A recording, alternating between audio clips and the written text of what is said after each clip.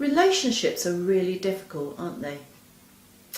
Do you ever find yourself wondering why you keep going round and round in what appears to be circles with somebody or with a group of people, where you keep saying the same things and the same situations happen and you just don't know how to get out of it?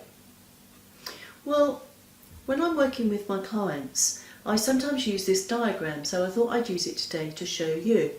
And it kind of explains a little bit of what is going on.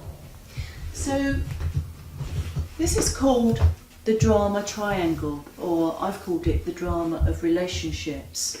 And there are three places on here. There's the persecutor, the rescuer, and the victim.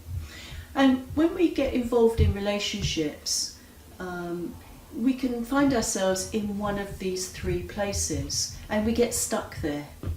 So the persecutor, it might be the person who always blames somebody else and doesn't take responsibility for their own stuff. And the rescuer is the person who always has to do everything for everyone else. And they kind of feel responsible for the other person. And then you've got the victim, the person who never gets it right, who's never appreciated. Does any of that sound familiar to you? Let me give you an example of a family situation and see if that resonates. So perhaps if you think about mum, dad and a teenage boy in the family, and it may be that mum is the persecutor, the one who's always shouting at the teenage boy, saying, "You don't do this, if only he'd do what I told him to, it would be fine." And then you've got maybe dad comes in as the rescuer who says, "Oh, I'll do it for him because I don't think he's capable of it." So he takes the responsibility for sorting everything out. And you've got the teenage boy who plays the victim. "I never get it right, mum's always cross with me, I wish I could just get things right." So you have a situation, you have a persecutor, a rescuer and a victim. But the complication is, and the challenge in a lot of relationships, is that sometimes these people move around.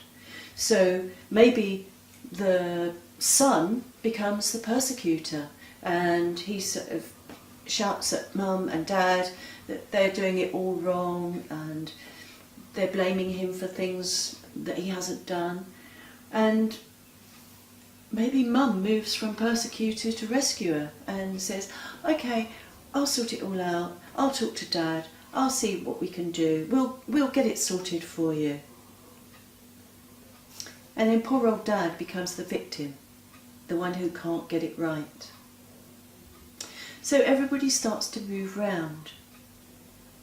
Now you might be wondering, okay, that's fine, so you can show it to you on a diagram, but what do I do? What is the practical thing that I do? Well, one of the things that you can do is to ask yourself this question down here, what I call my magic question. What would I like to have happen? So just by stopping and thinking about it, and instead of just taking up one of these positions that you usually take, if you just stop and think and ask yourself that question, what would I really like to have happen at this moment? And it might change your perspective. Equally, you could ask it of the other person. It can really take the wind out of the sails of teenage boys, or girls for that matter, if when they're really angry and upset with the parents, if the parent turns around and says, "Okay, so given all that, what would you like to have happen?" Because it's not what they're expecting, and they are expecting an argument, and if you ask the question, it can kind of dissolve the situation a little bit. So just try thinking about it.